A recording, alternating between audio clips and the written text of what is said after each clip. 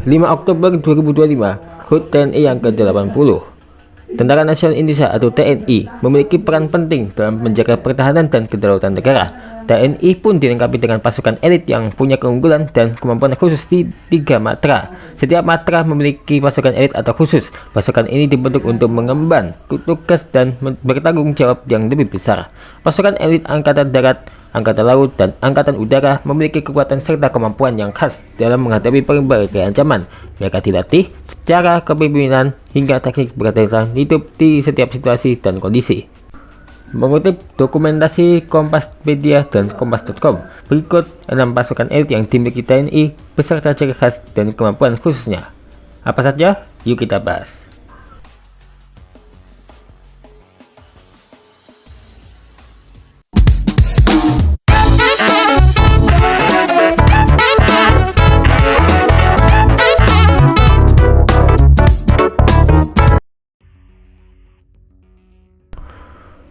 Korps Baret Merah begitu publik mengenal pasukan elit ini. Hal ini lantaran baret berwarna merah yang menjadi ciri khas pasukan khusus TNI AD yang didirikan pada 16 April 1952 tersebut. Kopassus merupakan akronim dari Komando Pasukan Khusus.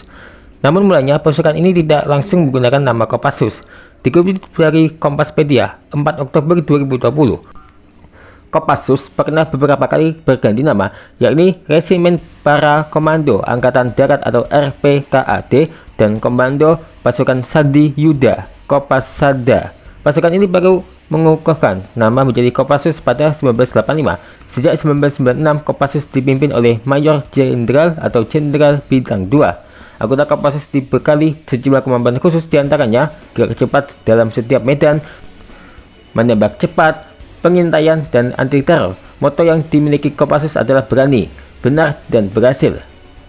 Jika bakal terbentuknya Kopassus diawali dari Kesatuan Komando Tentara-Tentara Teritorium 3 Siliwangi Kesko TT yang bertugas menumpas Republik Maluku Selatan RMS di Maluku 16 April 1952. Sejumlah operasi dilakukan Kopassus, yakni penumpasan TII, Operasi Militer PRRI Permata, Operasi Trikora, Operasi Duekora, penumpasan G30S PKI Pepera di Irian Barat, Operasi Seroja di Timur Timur.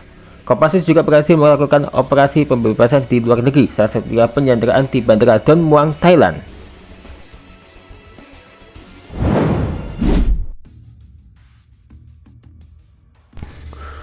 Kopaska atau Komandan Pasukan Katak merupakan pasukan elit TNI AL yang berdiri atas arahan Presiden Soekarno.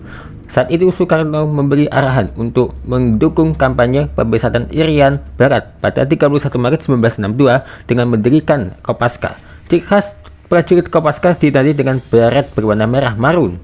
Prajurit Kopaska memiliki tugas untuk menyerbu kapal dan pangkalan musuh, menghancurkan instalasi bawah air, penyiapan perebutan pantai, dan operasi pendekatan berkekuatan amfibi. Selain dituntut memiliki kemampuan dominan di lingkup maritim, prajurit Kopaska juga harus memiliki kemampuan dasar lainnya, seperti terjun payung dan menembak. Hal ini sebagai bekal bagi prajurit ketika ditugaskan bertempur, tidak hanya di lautan melainkan juga di puncak gunung.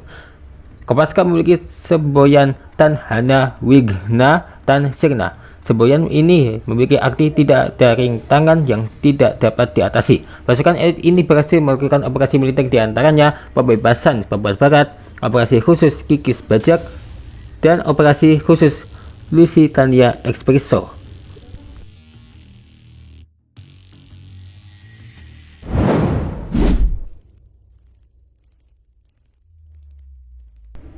Selanjutnya Denjaka. Pasukan elit ini memiliki nama lengkap Detasemen Jala Mangkara, dikenal publik dengan nama Denjaka. Pasukan milik TNI AL ini dibentuk pada 4 November 1982. Namun saat itu belum bernama Denjaka, melainkan pasukan khusus AL atau Pasusla. Pasukan ini dibentuk untuk menanggulangi ancaman aspek laut, yaitu terorisme, sabotase, dan lainnya. Para prajurit yang direkrut masuk Pasusla ini diantaranya personel Batalion Intai Amfibi atau Yon Taifib dan Kopaska. Kemudian pada 12 November 1984, pasukan ini baru menggunakan nama Denjaka karena perkembangan pasukan yang begitu mumpuni.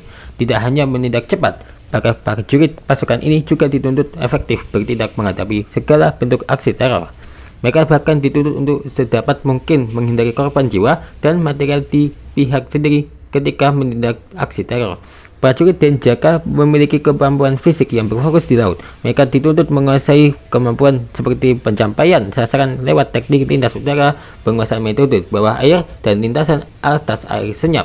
Detasemen yang menjadi satuan anti teror di bawah komando pelaksana Korps Marinir ini memiliki moto Satya Wira Dharma.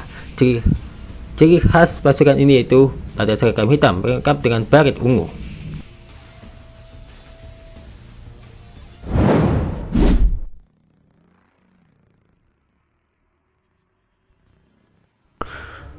Pasukan elit berikutnya yakni Korps Pasukan Khas atau Paskhas yang dimiliki oleh TNI AU.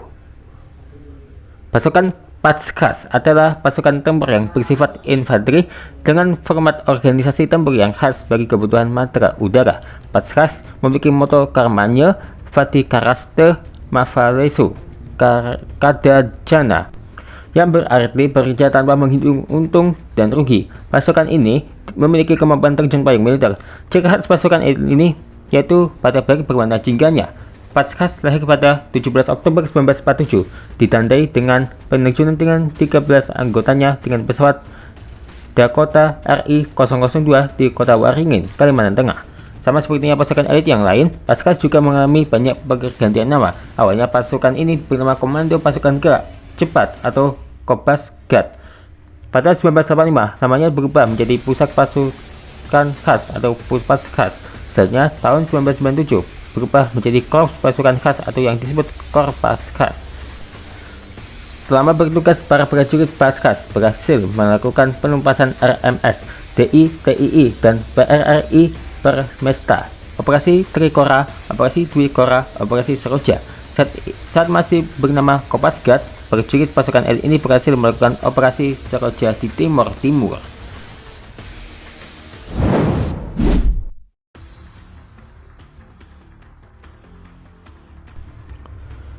Tontaipur, pasukan elit ini bernama lengkap Satuan Peleton Intai Tempur. Pasukan ini termasuk dalam Komando Strategi Angkatan Darat Kostrad. Jenderal TNI Purn Ryamizard Ryajudu yang memprakarsai terbentuknya Tontaipur pada tahun 2001. Saat itu Ryamizard masih menjabat Pangkostrat.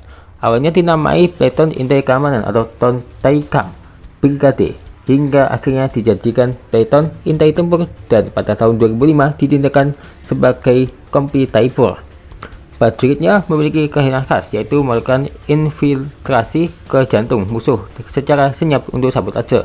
Adapun prioritas tugas yang diberikan kepada para prajurit biasanya di gunung dan kota. Namun prajurit pasukan elit ini pernah terlibat dalam misi pembesaran kapal MF Sinar Kudus di Somalia pada tahun 2011. Ciri khas pasukan ini yaitu senjata berupa senapan serbu, pistol, sangkur, dan sniper. Tak hanya itu, para prajuritnya juga dibekali senjata berupa sumpit yang dilengkapi jarum beracun.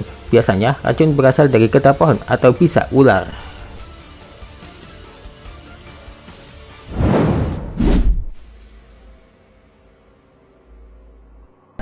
Terakhir adalah Yontai VIP, pasukan yang merupakan bagian Korps Marinir TNI AL ini memiliki semboyan Maya Netra Yamadipati.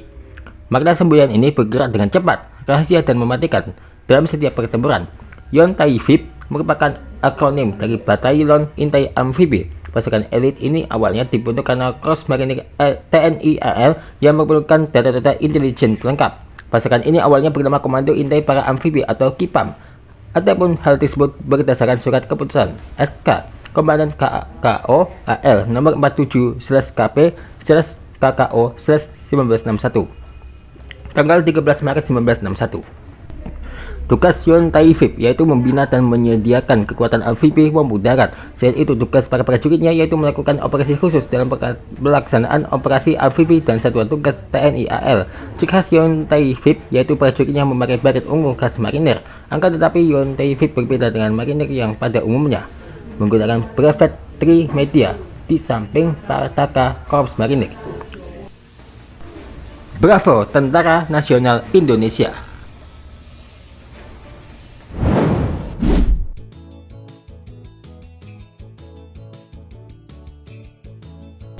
Nah, ini nggak tahu deh momen yang satu ini.